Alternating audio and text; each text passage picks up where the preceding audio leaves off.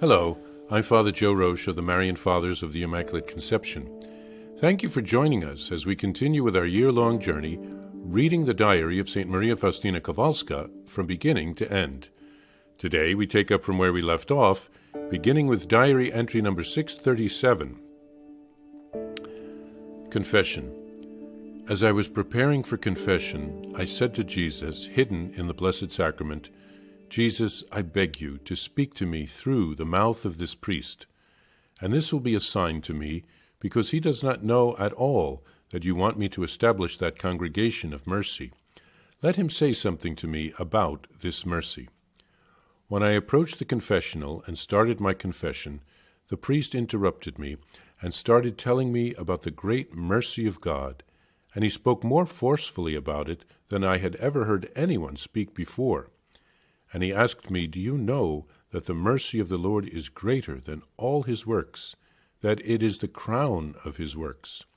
And I listened attentively to these words, which the Lord was speaking through the mouth of the priest. Although I believe that it is always God who speaks through the lips of the priest in the confessional, I experienced it in a special way on that occasion. Although I did not reveal anything of the divine life which is in my soul, and only accused myself of my offenses, the priest himself told me very much of what was in my soul, and put me under obligation to be faithful to the inspirations of God. He said to me, you are going through life with the Mother of God, who faithfully responded to every divine inspiration. O my Jesus, who can ever comprehend your goodness? Jesus, drive away from me the thoughts that are not in accord with your will. I know that nothing now binds me to this earth but this work of mercy. Thursday. During the evening adoration, I saw Jesus scourged and tortured. He said to me, my daughter, I desire that even in the smallest things you rely on your confessor. Your greatest sacrifices do not please me if you practice them without the confessor's permission. On the other hand, the smallest sacrifice finds great value in my eyes if it is done with his permission. The greatest works are worthless in my eyes if they are done out of self-will, and often they are not in accord with my will and merit punishment rather than reward. And on the other hand, even the smallest of your acts, done with the confessor's permission, is pleasing in my eyes and very dear to me. Hold firmly to this always. Be constantly on the watch, for many souls will turn back from the gates of hell and worship my mercy. But fear nothing, as I am with you. Know that of yourself you can do nothing. On the first Friday of the month, before communion, I saw a large ciborium filled with sacred hosts. A hand placed the ciborium in front of me, and I took it in my hands.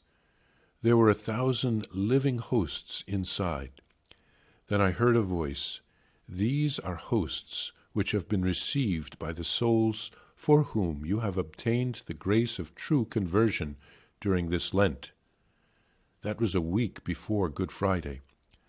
I spent the day in great interior recollection, emptying myself for the sake of souls. Oh, what joy it is to empty myself for the sake of immortal souls. I know that the grain of wheat must be destroyed and ground between millstones in order to become food. In the same way, I must become destroyed in order to be useful to the Church and souls, even though exteriorly no one will notice my sacrifice. O Jesus, outwardly I want to be hidden, just like this little wafer, wherein the eye perceives nothing, and yet I am a host consecrated to you. Palm Sunday. This Sunday I experienced in a special way the sentiments of the most sweet heart of Jesus.